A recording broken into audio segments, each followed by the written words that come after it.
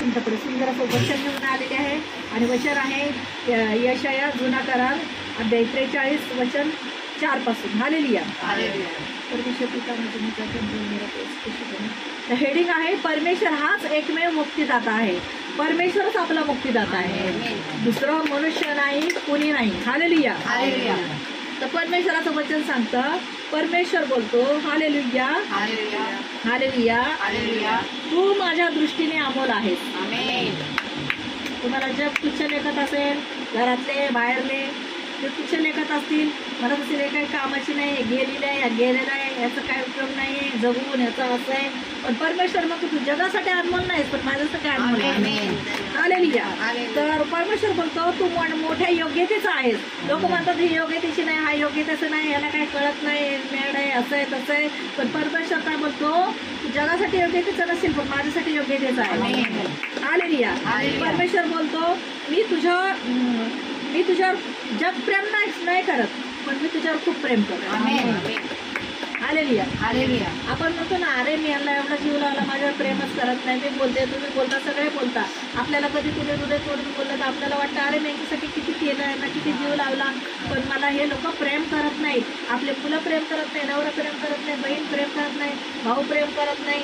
आपण जेव्हा तुटतो, हृदय दुखावलं जातं, पण परमेश्वर बोलतो मी तुझ्यावर खूप प्रेम करतो. जेव्हा जेव्हा तुला एकटं वाटतं तेव्हा माझ्याजवळ येऊन बस आणि मला बोल, मला सांग. परमेश्वर बोलतो मी तुझं ऐकायला तयार आहे. जग ऐकून घेणार नाही. जग म्हणणार मला वेळ नाहीये, आज मी बिझी आहे, आज मी व्यस्त आहे. पण परमेश्वर बोलतो मी व्यस्त नाहीये, मी सदा सर्व काळ तुझं ऐकणार.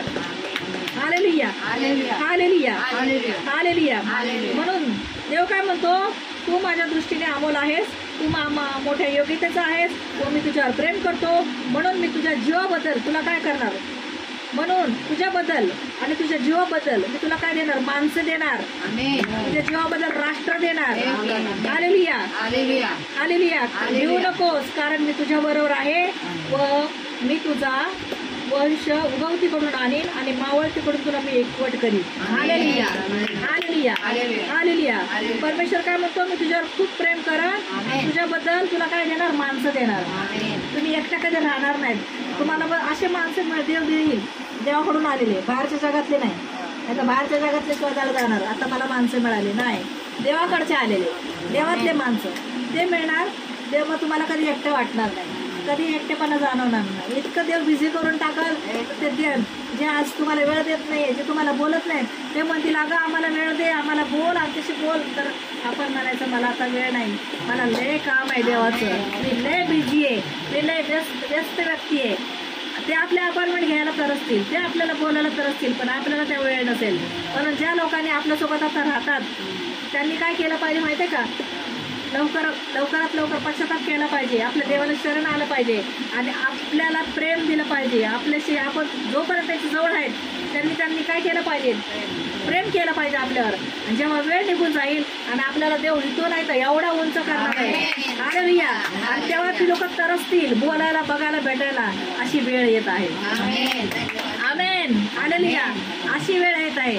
तर देव म्हणतो आज तुला कुणी नाही ना, आज तुला विचारत नाहीये तू काय आहेस, कशी आहेस, खाल्लंस का, पिल्लंस का, जेवलीस का, उठलीस का, बसलीस का, तुला काय गरज आहे, काय नाहीये. सगळ्या गोष्टी पैशानेच होत नाहीत. माणसाला मनुष्य पण लागतो, थोडंसं बोलायला, चालायला, प्रेम द्यायला, विचारायला, हात फिरवायला, असं गरज लागते. कधी आजारी असतं तर 2 घास कोणी बनवून खाऊ घालायला हवं असतं. हे सगळ्या गोष्टी माणसाला पैशानेच घेता येत नाहीत. पण मनुष्य पैशाच्या मागे लागलाय. ज्याच्याकडे पैसा आहे त्याच्याकडे सगळं येणार, धावत येणार, लांब लांबचे विचारत येणार. कशी आहेस तू, मी तिकडची ओळखी, तुझी बहीण लागते, मी तुझा भाऊ लागतो. पण त्यावेळेस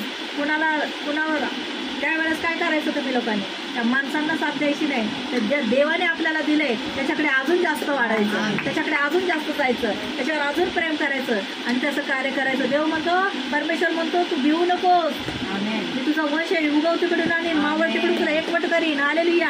काय आहे, तू म्हणशील अरे मला हे कुठं होते एवढे लोक, ते देव आणणार तुमच्याकडे ते माणसं. हालेलुया. आणि तुम्हाला भरपूर प्रेम देणार, मला सुद्धा भरपूर प्रेम देणार आणि तुम्हाला पण भरपूर प्रेम देणार. परमेश्वर म्हणतो मी तुझ्यासाठी, तू माझ्यासाठी अमोल आहेस, तू माझ्यासाठी योग्यतेचे आहेस.